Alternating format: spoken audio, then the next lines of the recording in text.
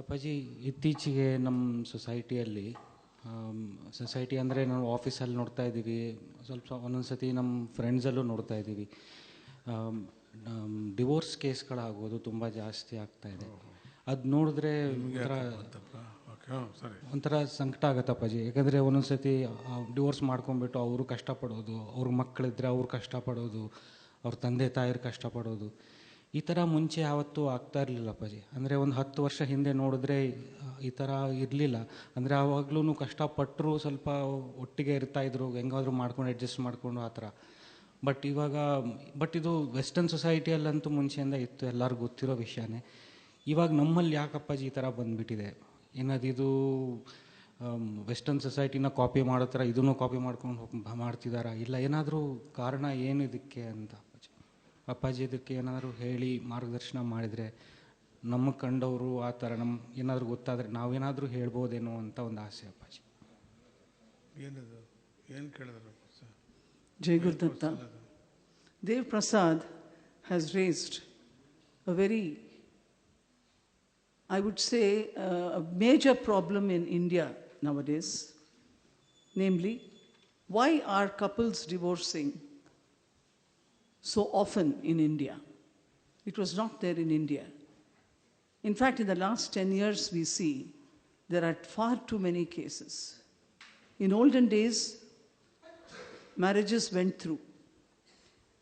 They were not the happiest of marriages, they were not the most successful marriages, but it went through in India. What has happened, Swamiji, he says with agony, to our Indian society, that we have also become like this? The West has influenced us in a number of ways. Is this also an influence from the Western world? Can Swamiji throw light on this and give us the right path to follow and advise today's youngsters and today's married couples how to conduct themselves? Because the sanctity of marriage is still maintained in India. We do not know about other countries, Swamiji, but in our country, marriage is still a sacred institution. Okay. ಚೆನ್ನಾಗಿದೆ. Marriage నిల్తా ಇಲ್ಲ, నిల్చోవటం లేదు. ఈ యొక్క 10 ఏళ్ళగా మనం చూస్తున్నాం divorce కేసులు ఎక్కువ ఉన్నాయి. ఎందుకు అని అడిగారు ఆయన. ఒకటి ఎందుకు అని ప్రశ్న అడిగినప్పుడు పాశ్చాత్య దేశాల వాళ్ళదేమైనా అనుసరిస్తున్నారా వీళ్ళు కూడా అని. మేబీ ఉండవచ్చు అని ఒకటి. ఎందుకు అనేది ఒకటి. వాళ్ళకి ಧರ್ಮೇಚ ಅರ್ಥೇಚ ಕಾಮೇಚ ಇವು ಮದುವೆನಲ್ಲಿ ಒಂದು ಹೇಳಿಸ್ತಾರೆ ನಮ್ಮ ಸಂಪ್ರದಾಯ. ನಾತಿಚರಾಮಿ, ನಾವು ಈ ಧರ್ಮ ಅರ್ಥ ಕಾಮ ಮೋಕ್ಷಗಳನ್ನು ನಾವು ಬಿಡೋದಿಲ್ಲ, ನಾವಿಬ್ಬರು ಒಂದಿಗೆ ಇರ್ತೀವಿ ಅಂಥೇಳಿ ಅಗ್ನಿ ಸಾಕ್ಷಿಯಾಗಿ ಮದುವೆ ಆಗುವಂಥದ್ದು. ನಮ್ಮಲ್ಲಿ ಧರ್ಮಕ್ಕೆ ತುಂಬ ಹೆದರ್ತಾರೆ. ಧರ್ಮವೇ ನಮಗೆ ದೇವರು, ದೇವರೇ ಧರ್ಮ. ಒಂದು ಗುರು ಹಿರಿಯರು ಕೂಡ ಹೆದರ್ತಾರೆ. ಎರಡನೇದಾಗಿ ನಮ್ಮ ಪ್ರಕಾರ ಜಾತಕಗಳನ್ನು ನೋಡೋದು, ಅದರಲ್ಲಿ ಸರಿಯಾಗಿದೆಯಾ ಇಲ್ವಾ, ದಶ ಅಂತರ್ದಶಾದಿಗಳು ಚೆನ್ನಾಗಿವೆಯಾ ಅಂತ ನೋಡೋ ಒಂದು ಪದ್ಧತಿ. ಮಂಗಳಸೂತ್ರ ಕಟ್ಟುವಾಗಲೂ ಕೂಡ ಮಾಂಗಲ್ಯಂ ದಂತನ ಮೇಲೆ ಅದು ಕೂಡ ನನ್ನ ಧರ್ಮದ ಪ್ರಕಾರವೇ ನಾನು ನಡೀತೀನಿ, ನಿನಗೆ ಯಾವ ರೀತಿಯಾದಂಥದ್ದು ತೊಂದರೆ ಕೊಡೋಲ್ಲ. ಇಬ್ಬರಿಗೊಬ್ಬರು ಎಲ್ಲರಿಗೂ ಇಬ್ಬರಿಗೂ ಪ್ರಾಮಿಸ್ಗಳೇ ತುಂಬ ಅಗ್ನಿ ಸಾಕ್ಷಿಯಾಗಿ ನಡೆಯುವಂಥದ್ದು. ಪಾಶ್ಚಾತ್ಯದಲ್ಲಿ ಅದ್ಯಾವುದೂ ಇಲ್ಲ. ಉಂಗುರ ಬದಲಾಯಿಸ್ಕೊಳ್ಳೋದು, ಹೋಗ್ಬಿಟ್ಟು ಹೆಂಡ ಕುಡಿದು ಬಿಡೋದು ಅಷ್ಟೇ. ಸೊ ಇದು ಯಾವ ಪದ್ಧತಿ ಇಲ್ಲ. ಧರ್ಮಕ್ಕೆ ಹೆದರದೇ ಇಲ್ಲ ಅನ್ನೋದೊಂದು ಬೇಕಾದ್ರೆ ಹೇಳ್ಬೋದು. ಅವರು ಯಾವುದಕ್ಕೂ ಹೆದರಲ್ವೇನೋ ಅಂತ. ಇಲ್ಲಿ ರಾಕ್ಷಸ ಗುಣ, ದೈವಗಣ, ಮನೋಗಣ, ಮನುಷ್ಯನ ಗಣ, 3 ಗಣಗಳಿವೆ. ಅದರಿಂದ ಕೆಲವರು ಗಾಂಧರ್ವ ಪದ್ಧತಿ ಅನುಸರಿಸೋದು, ಲವ್ ಮ್ಯಾರೇಜಸ್, ಅದು ಗಾಂಧರ್ವ ಪದ್ಧತಿ. ಧಾರ್ಮಿಕವಾದಂಥ ಒಂದು ಪದ್ಧತಿ ಹೊಂದಿದೆ. ಗುರು ಹಿರಿಯರು ನಿಶ್ಚಯಿಸಿದ್ರೆ ಮಾತ್ರ ಕುಲ ಗೋತ್ರ ಎಲ್ಲ ಸೇರಬೇಕು, ಜಾತಕಗಳು ಸೇರಬೇಕು, ದಶಗಳು ಸೇರಬೇಕು. ಇವು ತುಂಬ ಕಟ್ಟಳೆಗಳು ತುಂಬ ನಮ್ಮಲ್ಲಿವೆ. ಎಲ್ಲ ಧರ್ಮದ ರೀತಿಯಲ್ಲಿ ಧರ್ಮಕ್ಕೆ ಸಂಬಂಧಪಟ್ಟದ್ದು. ನಾವು ಒಟ್ಟಲ್ಲಿ ಧರ್ಮಕ್ಕೆ ನಾವು ಹೆದರ್ತೀವಿ, ಹಿಂದೂಗಳು, ಇಂಡಿಯನ್ಸು. ಅಖಂಡವಾಗಿಂಥದ್ದು ಇತ್ತು, ಅಖಂಡ ಭೂಮಂಡಲ. ಅದಕ್ಕೆ ರಾಮ ಅಲ್ಲೋಗಿದ್ದರು, ಇಲ್ಲೋಗಿದ್ದರು, ಕೃಷ್ಣ ಇಲ್ಲೋಗಿದ್ದರು, ನಮ್ಮ ರಾಜರು ಅಲ್ಲೋಗಿದ್ದರು. ಕಾಂಬೋಡಿನಲ್ಲಿ ಆ ಕಡೆ ಈ ಕಡೆ ನೋಡಿದಾಗೆಲ್ಲ ನಮ್ಮ ಸಂಪ್ರದಾಯಗಳು ಸುಮಾರಿವೆ. ಅಖಂಡವಾಗಿತ್ತು.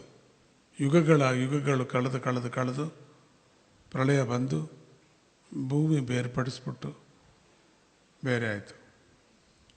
ಅಂಥ ಅದರದ್ದು ನಮ್ಮ ಒಂದು ಸಂಪ್ರದಾಯ ತುಂಬ ಅತ್ಯದ್ಭುತವಾದ ದೇವ ಕರ್ಮಭೂಮಿ ನಮ್ಮದು. ಅದಕ್ಕಾಗಿ ಇಲ್ಲಿ ಆಚರಣೆ ಮಾಡೋಂಥದ್ದು ನಾವು ಅನುಸರಿಸಬೇಕು. ಅದಕ್ಕೆ ಮೊದಲು ಗಂಡ ಹೆಂಡತಿ ಮಾತಾಡ್ಕೋಬೇಕು, ಗಂಡು ಹೆಣ್ಣು ಅವರ ಅಭಿಪ್ರಾಯ ಚೆನ್ನಾಗಿ ಕೇಳ್ಕೋಬೇಕು. ಒಬ್ಬರಿಗೊಬ್ಬರು ಅರ್ಥ ಮಾಡ್ಕೊಂಡ ಮೇಲೆ ಮಾತಾಡೋಕ್ಕೂ ಬಿಡ್ತಾರೆ. ಇವಾಗ ಮೊದಲು ಅದೂ ಇಲ್ಲ. ಇನ್ನೇನು ಒಂದು ಅಕ್ಷತೆ ಹಾಕುವಾಗ ಒಬ್ಬರ ಮೇಲೊಬ್ಬರು ಜೀರಿಗೆ ಬೆಲ್ಲ ಇಡುವಾಗ ಆವಾಗ ಮಾತ್ರ ನಿರೀಕ್ಷಣೆ ಮಾಡ್ಕೋದು. ಆಗಲೇ ಹೆಣ್ಣು ನೋಡೋದು, ಗಂಡು ಹೆಣ್ಣು ನೋಡೋದು. ಅಲ್ಲಿವರೆಗೂ ನೋಡ್ತಿರ್ಲಿಲ್ಲ, ನೋಡೋಕ್ಕೂ ಬಿಡ್ತಿರ್ಲಿಲ್ಲ, ಮಾತನಾಡೋಕ್ಕೂ ಬಿಡ್ತಾ ಇರಲಿಲ್ಲ. ಅಲ್ಲೇ ನೋಡೋದು. ಅವಳು ಹೆಂಗಾರು ಇರಲಿ, ಹಿಂಗಾರು ಇರಲಿ, ಹಂಗಾರು ಇರಲಿ, ಅವನು ಹೆಂಗಾರು ಇರಲಿ, ಹೆಂಗಿರಲಿ, ಅಲ್ಲಿ ಆಗೋತು. ಯಾಕೆಂದರೆ ನಮ್ಮ ಇಬ್ಬರಿಗನ್ನ ನಮ್ಮ ತಂದೆ ತಾಯಿಗಳು ಮುಖ್ಯ, ನಮ್ಮಿಬ್ಬರಿಗನ್ನ ನಮ್ಮ ಧರ್ಮ ಮುಖ್ಯ, ನಮ್ಮಿಬ್ಬರಿಗನ್ನ ನಮ್ಮ ದೇವರು ಮುಖ್ಯ, ನಮ್ಮಿಬ್ಬರಿಗನ್ನ ನಮ್ಮ ಕುಲದಕ್ಕನ್ನ ನಾವಿಬ್ಬರೇ ಮುಖ್ಯ. ನಾವು ನೋಡ್ಕೋಬೇಕು. ಅದಕ್ಕೆ ನಮ್ಮಿಬ್ಬರಿಗನ್ನ ನಮ್ಮ ಕುಲ ಮುಖ್ಯ, ನಮ್ಮಿಬ್ಬರಿಗನ್ನ ನಾವು ಗೋತ್ರ ಮುಖ್ಯ, ನಮ್ಮಿಬ್ಬರಿಗನ್ನ ನಮ್ಮ ಜಾತಕ ಮುಖ್ಯ. ನೋಡಿ ಎಷ್ಟು ಬಾಂಡೇಜ್ ಆಗ್ಬಿಡ್ತದೆ. ಅದರಿಂದ ಉತ್ತಮವಾಗಿರೋ ಮಕ್ಕಳು ಹುಟ್ಟುತ್ತಾಯಿದ್ರು. ಆಮೇಲೆ ತಪ್ಪು ಮಾಡೋರು, ಕೆಟ್ಟ ಮಕ್ಕಳು ಹುಟ್ಟೋದು ಅದು ಬೇರೆ. ಅದು 2ನೇ ಕ್ವಶ್ಚನ್. ಯಾರು ಕೇಳಿದಾಗ ಹೇಳ್ತೀನಿ, ಈಗ ಹೇಳಲ್ಲ. ಅದು ನಂದು ಆನ್ಸರ್ ಅಲ್ಲ ಅದೀಗ. ಹಾಗೆ ಅಲ್ಲಿ ಅಂಥ ಒಂದು ಬಾಂಧವ್ಯ ಅಡಕವಾಗಿತ್ತು. ಪಾಶ್ಚಾತ್ಯರಲ್ಲದಿಲ್ಲ. ಯಾಕೆಂದರೆ ಅವರ ಗಣ ಕೇವಲ ಮನುಷ್ಯನ ಗಣ ಮಾತ್ರ ಇತ್ತು, ದೇವಗಣಗಳಲ್ಲ ಅವರು. ಒಂದು ಹಾಗಾಗೋಗ್ಬಿಟ್ಟಿದೆ ಅದು. ಅವರು ಕೇವಲ ಬಾಡಿ ಮಾತ್ರ, ಶರೀರದವ್ರು ಮಾತ್ರ, ಮನಸ್ಸದವ್ರಲ್ಲ ಅವರು. ನೋಡಿ, ಈಗ ಫಾರಿನರ್ಸು ಪ್ರತಿ ಒಬ್ಬರೂ ಹೆಂಡ್ತಿನ ಬದಲಾಯಿಸಲೇಬೇಕು, ಬದಲಾಯಿಸ್ತಾರೆ ಅವರು. ಯಾವ್ದಾರು 2 ಮಕ್ಕಳು ಹುಟ್ಟಿದ್ರೆ ನನ್ನ ಮೊದಲನೇ ಗಂಡನ ಮಗ, ನನ್ನ 2ನೇ ಹೆಂಡತಿ ಮಗ ಅಂತಾರೆ. ಎಲ್ಲರೂ ಉಂಟೆ? ಇದು ಕೇಳೋಕ್ಕಾಗತ್ತಾ ನಾವು? ಮಕ್ಕಳನ್ನು ಇನ್ನೊಬ್ಬನ ಗಂಡನ ಮೊದಲು ಇಟ್ಕೊಂಡು ಈ ಗಂಡನ ಇಟ್ಕೊಂಡ್ಬಿಟ್ಟು ಮಗುನ ಪರಿಚಯ ಮಾಡಿಸ್ಬೇಕಾರೆ ನನ್ನ ಫಸ್ಟ್ ಹಸ್ಬೆಂಡು ಚೈಲ್ಡು ಅಂತ ಹೇಳಿದಾಗ ಆ ಹಸ್ಬೆಂಡ್ ಏನಾಗಬೇಕು? ಅವನಿಗೂ ಅಭ್ಯಾಸ ಆಗ್ಬಿಟ್ಟು ಬಿಟ್ಟು ಬಂದಿರ್ತಾನಲ್ಲ, ಆ ಮಗುನ ಪರಿಚಯ ಮಾಡುವಾಗ ನನ್ನ first wife child this one. ಈ ಫಸ್ಟ್ ವೈಫು ಮಗ, ಸೆಕೆಂಡ್ ಹಸ್ಬೆಂಡು ಮಗಳು, ಇಬ್ಬರು ಮದುವೆ ಮಾಡ್ಕೋತಾರೆ. ಸಂಬಂಧವೇ ಅದು? ಅಣ್ಣ ತಮ್ಮಂದ್ರ ಸಂಬಂಧವೇ? ಅಕ್ಕ ತಂಗಿರ ಸಂಬಂಧವೇ? ಏನೂ ಇಲ್ಲ ಅವ್ರಿಗೆ ಅಂತ ನಾನು ಹೇಳ್ತಾ. ಅವನು ಬೈತಾ ಇಲ್ಲ ನಾನು. ಅವ್ರ ಸಂಪ್ರದಾಯ ಥರದ್ದು, ಬದಲಾಯಿಸಲೇಬೇಕು ಅವ್ರಿಗೆ. ಇಲ್ಲವರೆ ಇಲ್ಲವೇ ಇಲ್ಲ, ಸಾಯುವವರೆಗೂ ಇಟ್ಕೊಳ್ಳೋದೇ ಇಲ್ಲ, ಗಂಡ ಹೆಂಡ್ತಿ ಇರಲ್ಲ. ನಮ್ಮಲ್ಲಿ ನೋಡಿ ಸಂಪ್ರದಾಯ ಥರ ಇದೆ. ಗಂಡ ಹೆಂಡ್ತಿ ನೋಡಿದ್ರೆ ನಾವು ಅವ್ರನ್ನ ನೋಡಿದ್ರೆ ಲಕ್ಷ್ಮೀನಾರಾಯಣ ನೋಡ್ದಂಗಿರುತ್ತೆ, ಅವ್ರನ್ನ ನೋಡಿದ್ರೆ ನಾವು ಶಿವ ಪಾರ್ವತಿಯರು ನೋಡ್ದಂಗಿರುತ್ತೆ. ಅವ್ರನ್ನ ಶಿವಪಾರ್ವತಿ ಅಂತ ಅನ್ನೋಂಗೆ ಇಲ್ಲ. Second wife, third wife, fourth wife ಅಂತಾರೆ. ಫೋರ್ತು, ಫಿಫ್ತು, ಸಿಕ್ಸ್ತು ಕೂಡ ಹೋಗ್ತಾ ಇರುತ್ತೆ ಟೈಮ್ ಇದ್ದರೆ. ಹಾಗೆ ಹಸ್ಬೆಂಡು ಕೂಡ ಫೋರ್ತು, ಸಿಕ್ಸ್ತು. ಮಾನ ಮರ್ಯಾದೆ ಸಂಬಂಧ ಅನ್ನೋದು ಇಲ್ಲ ಅವರಲ್ಲಿ. ನಾನು ಅವ್ರನ್ನ ಬೈತಾ ಇಲ್ಲ, ಅವ್ರ ಸಂಪ್ರದಾಯ ಹೊಗಳ್ತಾ ಇದ್ದೀನಿ. ನಾನು ಹೊಗಳ್ತಾ ಇದ್ದೀನಿ. ನಮ್ದು ಅದಲ್ಲ, ನಮ್ಮ ಪದ್ಧತಿ ಅಲ್ಲ ಅದು. ಆದ್ದರಿಂದ ಅವ್ರ ಕಾಪಿ ಇವ್ರು ಮಾಡಿದ್ದಾರೆ ಅಂತ ಸ್ವಲ್ಪ ಆ ಕಡೆಯಿಂದ ಈ ಕಡೆಗೆ ಬಂದಿದೆ ಇದು. ಆದರೆ ನಮ್ಮಲ್ಲಿ ಗಂಡ ಹೆಂಡ್ತಿಗೆ ಜಗಳ ಬರ್ತಿತ್ತು, ಇಲ್ಲ ಅಂತಲ್ಲ. ಮಾತಾಡ್ದೇನೂ ಇದ್ದರು. 30 ವರ್ಷ 40 ವರ್ಷ ಒಂದೇ ಮನೆಯಲ್ಲಿದ್ದರು. ಮಾತಾಡ್ದೇನೂ ಜೀವನವನ್ನು ಮಾಡ್ತಾಯಿದ್ರು. ಮಕ್ಕಳಾಗದೇನೂ ಇದ್ದುಬಿಟ್ಟಿದ್ರು ಕೊನೆಯವರೆಗೂ, ಸಾಯೋವರೆಗೂ ಕೂಡ. ಆದರೆ ಡೈವರ್ಸ್ ಆಗ್ತಿರ್ಲಿಲ್ಲ. ಗಿಲ್ಟಿ, ತುಂಬ ಗಿಲ್ಟಿ ನಮ್ಮವ್ರಿಗೆ. ಧರ್ಮದ ಆಣೆ ಇಟ್ಟಿಬಿಟ್ಟಿದ್ದೀವಲ್ಲ. ಮಗುನ ದತ್ತುನಾರು ತೊಗೊಂಡಾರು ವಿನಃ. ಆದರೆ ಆ ಹೊಟ್ಟೆಗೆ ಇನ್ಯಾವುದಾದ್ರು ಇಂಜೆಕ್ಷನ್ ತೊಗೊಂಡು ಒಂದು ಮಗುನ ಹೆರ್ತಾರೆ ವಿನಃ ಡೈವರ್ಸ್ ಮಾತ್ರ ಮಾಡಲ್ಲ.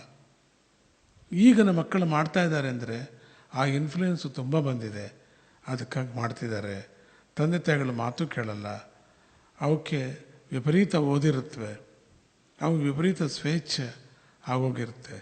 ಪವಿತ್ರತೆಯನ್ನು ಯಾವತ್ತೋ ಕಳ್ಕೊಂಬಿಟ್ಟಿರ್ತಾರೆ. ಸೊ ಅದಕ್ಕೆ ಅವಕ್ಕೆ ಧರ್ಮದ ಭಯ ಅನ್ನೋದು ಇಲ್ಲ ಈಗಿನ ಮಕ್ಕಳಿಗೆ. ಧರ್ಮದ ಹೆದರಿಕೆ ಇದ್ದರೆ ಖಂಡಿತ ಅನುಸರಿಸ್ತಾರೆ. ಅದಕ್ಕೆ ದೇವರ ಭಯ ಇದ್ದವರಿಗೆ ನಮ್ಮ ಸಂಪ್ರದಾಯವನ್ನು ಅನುಸರಿಸಿ ಅತ್ಯಂತ ಆರೋಗ್ಯವಂತರಾಗಿ ಜನ್ಮಾಂತರಕ್ಕೂ ಕೂಡ ಅವರು ಮೋಕ್ಷಕ್ಕೆ ದಾರಿಯಾಗಿ ಭಗವಂತನ ಹತ್ತಿರ ಇರೋದಕ್ಕೆ ಯೋಗ್ಯತರಾಗಿರುವಂತಹ ರಿಲೇಷನ್ಸು ಅವ್ರಿಗೆ ಆಗತ್ತೆ. ಇಲ್ಲದ ರಿಲೇಷನ್ಸ್ ಆಗೋದಿಲ್ಲ. ಮದುವೆ ಆಗದೆ ಹಾಗೆ ಇದ್ಬಿಡ್ಬೋದು ವಿನಃ ವಿಪರೀತ ಆ ಕಡೆ ಈ ಕಡೆ ನಾವು ಮದುವೆಯನ್ನು ಬಿಡೋದು ಅದೊಂದು ಆಟದ ಥರ, ಜೂಜಿನ ಆಟದ ಥರ. ಒಂದು ವೇಳೆ ತುಂಬ ಮೊದಲನೇ 2ನೇ ದಿನದಲ್ಲೇ ಗಂಡ ಕೆಟ್ಟವನಾಗಿದ್ದರೂ ಕೂಡ ಬಿಟ್ಟುಬಿಟ್ಟು ದೂರ ಇರ್ಬೋದು ವಿನಃ ಡೈವರ್ಸೇ ಕೊಡ್ತಿರ್ಲಿಲ್ಲ ಕೆಲವರು. ಹಾಗೇ ಇದ್ಬಿಡೋರು. ಮದುವೆನೂ ಮಾಡ್ಕೋತಿರ್ಲಿಲ್ಲ, ಹಾಗೇ ಇದ್ಬಿಡೋರು. ನಮ್ಮ ಕರ್ಮ ಅದೇನು ಮಾಡೋಕ್ಕಾಗತ್ತೆ ಅನ್ನೋರು. ಆದ್ದರಿಂದ ತುಂಬಾ ಇಲ್ಲದೇ ಇಲ್ಲ, ತುಂಬಾ ಕೆಟ್ಟವನು ಅಂದಾಗ ಧರ್ಮದ ಪ್ರಕಾರ ನೀನೇನು ಬೇಕೋ ನಿಂಗೆ ರೈಟ್ಸ್ ಇದೆ, ಅದು ಮಾಡ್ಬೋದು. ಆಗ ಮಾತ್ರ ಚಲಾಯಿಸಬೇಕು. ಕೆಟ್ಟವಳಾಗಿದ್ದಾಗ, ಕೆಟ್ಟವನಾಗಿದ್ದಾಗ ಇನ್ನೇನು ಆಗೋದಿಲ್ಲ. ಎಲ್ಲರನ್ನೂ ಕೊಲ್ತಾ ಇದ್ದರೆ ಅವನ್ನ ಇಟ್ಕೊಳ್ಳೋಕ್ಕಾಗತ್ತಾ? ಅಂಥ ಸಮಯದಲ್ಲಿ ನೀನು ನಿನ್ನ ಸ್ವಧರ್ಮವನ್ನು ರಕ್ಷಣೆ ಮಾಡ್ಕೊಳ್ಳೋಕ್ಕೋಸ್ಕರ ಆಗ ನೀನು ಒಂದು ಡೈವರ್ಸನ್ನು ಪ್ರಯೋಗ ಮಾಡ್ಬೋದು. ಆಗ ಮಾತ್ರ ಎಕ್ಸಂಪ್ಷನ್ ನಿನಗಿದೆ ವಿನಃ ಆದಷ್ಟು ನಾವು ದೂರ. ಯಾಕೆಂದರೆ ಬೊಟ್ಟಿಟ್ಕೊಳ್ತಕ್ಕಂಥದ್ದು, ತಾಳಿ ಕಟ್ಕೊಳ್ಳುವಂಥದ್ದು ಯಾವ ಹೆಂಗಸ್ತಾನೆ ಅಲಂಕಾರವನ್ನು ನಾಶ ಮಾಡ್ಕೊಳ್ಳಲ್ಲ. ಅಲಂಕಾರವನ್ನು ಯಾವತ್ತೂ ಯಾವ ಹೆಂಗಸೂ ಬೇಡ ಅಂತ ಹೇಳೋದಿಲ್ಲ. ಇದು ನಮ್ಮ ಸಂಪ್ರದಾಯ ಇದು.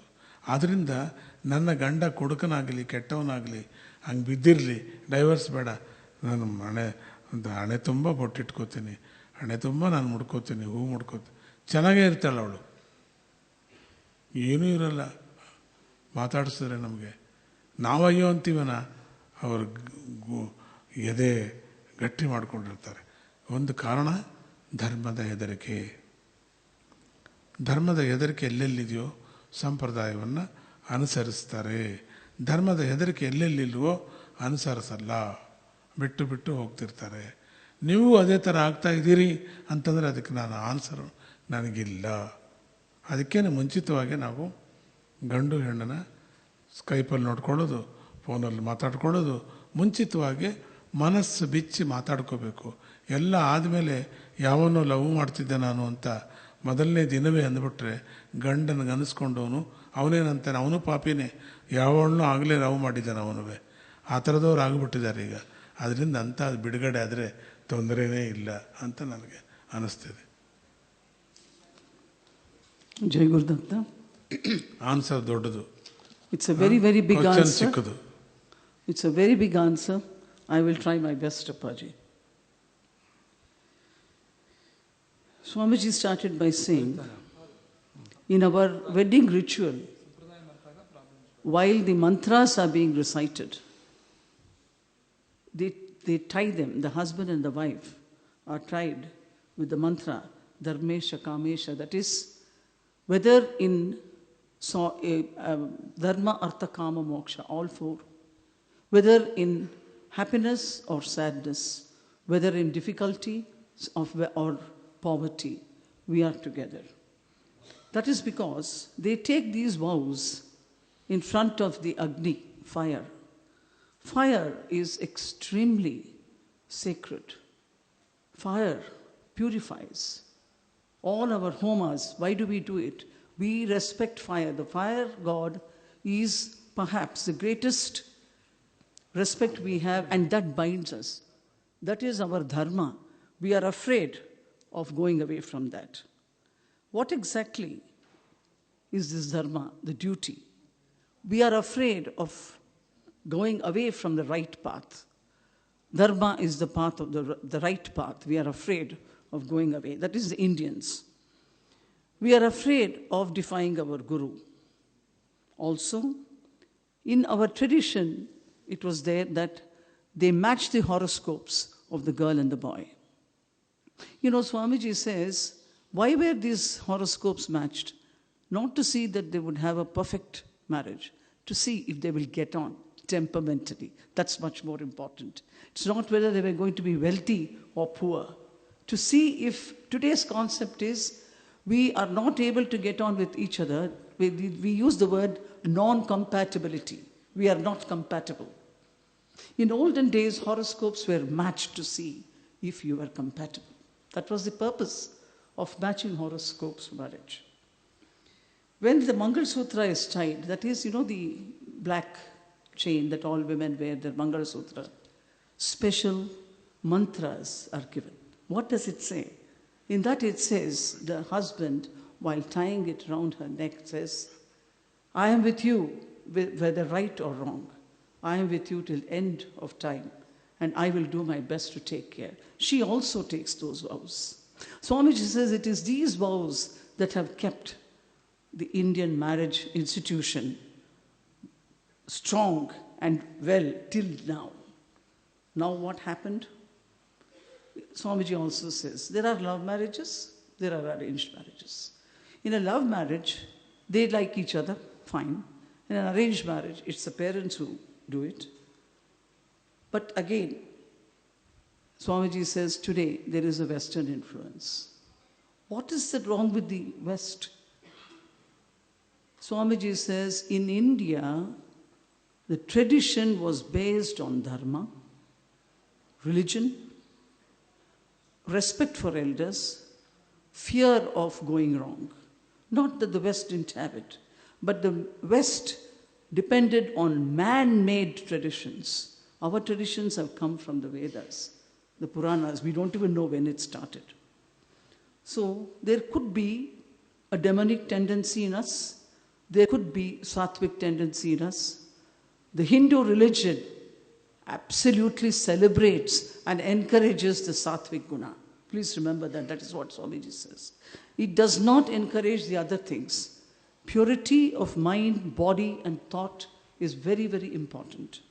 Swamiji also says that our traditions, this is another thing Swamiji mentioned, Hindu traditions went not just in India, it went as far as Cambodia. Please watch what is happening in Southeast Asian countries. Marriage is still respected. Marriage has still got some sanctity. Whereas, that is because they are all rooted in tradition, in religion.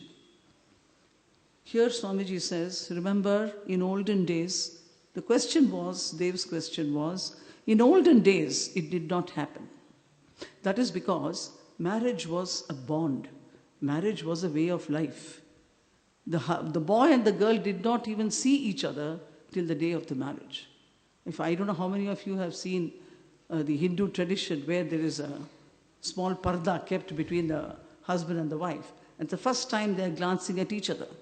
If the wife happens to be an ugly person, if the husband happens to be ugly, you can't run away. You have to get married. Swamiji says the marriage was of minds, of families, of people, not of two bodies, a good-looking body and another good-looking body. It was two individuals who had to keep up to dharma, respect their parents, respect God, respect the name of the family, the gotras they belong to, the tradition they belong to.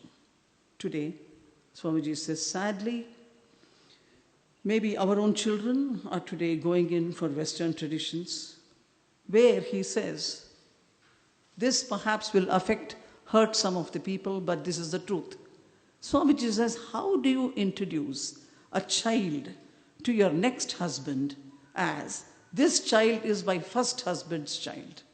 Or how does the man also introduce to the woman who is going to marry, this is my ex-wife's first child? Isn't it shaming? Doesn't it make you feel bad? How can you do this? And what will the other person think?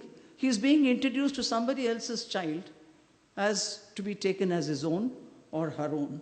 Swamiji says, can there be anything more demeaning than introducing your own children to somebody as this is my ex-husband's child or ex-wife's child? Actually, this is very sad. Swamiji says these children grow up with no family, no uncle, no aunt. Who is whose aunt? Who is whose cousin? Who is whose father-in-law, mother-in-law, uncle-in-law? We don't know. There's utter confusion. Because Swamiji says there are people who marry 6 times and perhaps produce that many children. So everybody becomes half sister, half brother. Nobody is a full brother, a full sister when these kind of marriages take place. He says, I'm not scolding any of you in the West, but you have to change. If the West has to prosper, if Western society has to come up, this business of divorcing has to change, he says. Swamiji very sweetly said, every time he sees a married couple, people getting married, he says it is like seeing Shiva and Parvati. It is like seeing Narayana and Lakshmi together. He says that is marriage. Swamiji says, I don't want to talk about it. He says, I know of couples. You know, in olden days, we were all witnesses. In our families, it is not as if everybody got on. The husband and wife, some of our old grandparents, maybe they didn't even talk to each other. Swamiji says there have been marriages where husband and wife didn't talk to each other, but they did not get divorced. Divorce actually gives people a lot of guilt.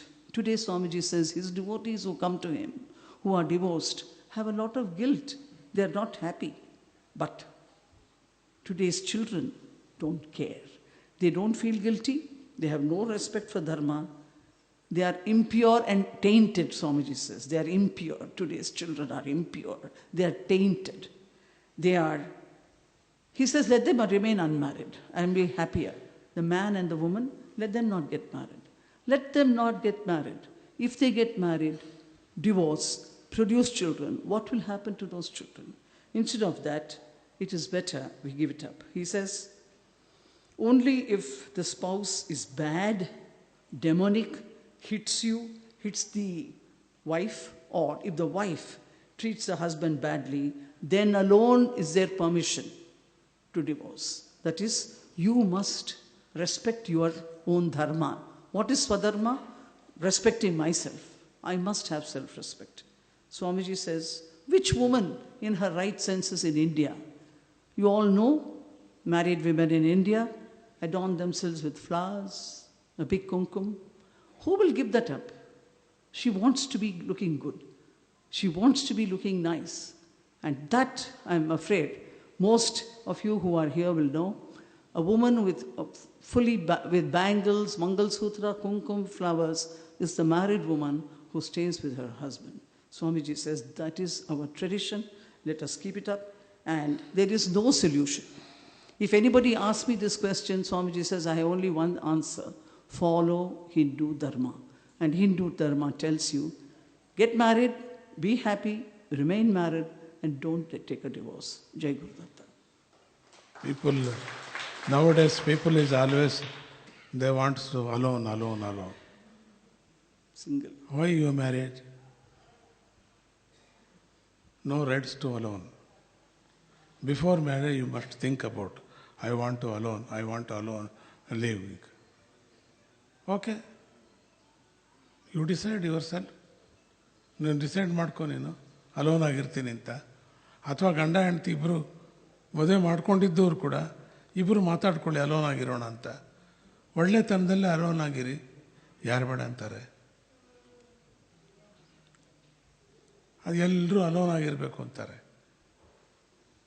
ಮದುವೆ ಮಾಡ್ಕೊಂಬಿಡೋದು, ಮಕ್ಕಳನ್ನ ಎತ್ಬಿಡೋದು, alone ಆಗಿರ್ಬೇಕು, ನಾನು ಒಬ್ಬನೇ ಜೀವನ ಮಾಡಬೇಕು, ಒಬ್ಬಳೇ ಜೀವನ ಮಾಡಬೇಕು, ಪಶುವೃತ್ತಿ ಬಿಡಬೇಕು ಅಷ್ಟೆ. ನಿಂಗೆ ರೈಟ್ಸ್ ಇಲ್ಲ ಅಲೋನ್ ಆಗಿರೋಕ್ಕೆ. ಇಬ್ಬರು ಮಾತಾಡಿಕೊಂಡು ಅಲೋನ್ ಆಗಿರಿ. ರಾಮಕೃಷ್ಣ ಮತ್ತು ಶಾರದಾ ಮಾತೆ ಇರಲಿಲ್ವಾ? ಅಲೋನಾಗಿ ಇದ್ರಲ್ಲ ಇಬ್ಬರು ಗಂಡ ಹೆಂಡತಿಯಾಗಿ ಇದ್ರಲ್ಲ. ಅದು ಸುಮ್ಮನೆ ಒಂದು ಉದಾಹರಣೆ ಕೊಡ್ತಾ ಇದ್ದೇನೆ. ಎಷ್ಟೋ ಜೀವನದಲ್ಲಿ ಇದ್ದಾರಲ್ಲ, ಇವತ್ತು ಇದ್ದಾರಲ್ಲ. ನನ್ನ ಭಕ್ತರಲ್ಲೇ ಸುಮಾರು ಜನ ಇದ್ದಾರೆ. ಯಾವ ಮಕ್ಕಳು ಬೇಡ ನಮಗೆ, ಅಲೋನ್ ಆಗಿರೋಣ, ಸ್ವಾಮಿ ಸೇವೆ ಮಾಡೋಣ ಅಂತ ಎಷ್ಟು ಜನ ಇದ್ದಾರೆ. ಯಾವ ಶರೀರವೂ ಸಂಬಂಧವಿಲ್ಲದೆ ಅವ್ರ ಪಾಡ್ಗೆ ಅವರಿದ್ದಾರೆ. ಒಂದೇ ಮನೇಲಿ ಇರ್ತಾರೆ, ಒಂದೇ ತಟ್ಟೆಯಲ್ಲಿ ಊಟ ಮಾಡ್ತಾರೆ, ಹ್ಯಾಪಿಯಾಗಿರ್ತಾರೆ. ಅಂಡರ್ಸ್ಟ್ಯಾಂಡಿಂಗು ತುಂಬ ಮುಖ್ಯ. Swamiji adds a supplement where he says the most important thing with a couple is understanding. He says there are some who get married and suddenly out of the world, after 2 children, decide, I want to live alone, I want to be away, I want to be single. False. ಅದೇ ಒಂದು ಒದಿಬೇಕು ಅವನಿಗೆ. ಆ ಥರ Swamiji says such a person should be thrashed. You cannot get married, have children, and suddenly decide, I want to be alone, I don't want marriage. You have no business, Swamiji says. Such a person I will thrash. Yes, I don't like. No answer. Okay. At the same time, he says, understanding is between the minds and the hearts. Even people who have remained within a marriage have been celibate.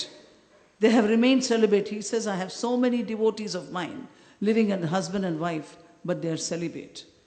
It's not the physical relationship alone that is important. Marriage means much more than physicality. This is all Swamiji added the supplement. If you want to be alone before getting married, make up your mind. You want to be single, remain single for the rest of your life. But don't get married and then say, I want to remain by myself. Jai Gurudatta. Correct. No answer. ಅದಕ್ಕೇನು supplementary ಇಲ್ಲ. No more supplementaries. No supplementary questions. This was one supplementary. Yes. This is ಸುಗ್ರೀವಾಜ್ಞೆ.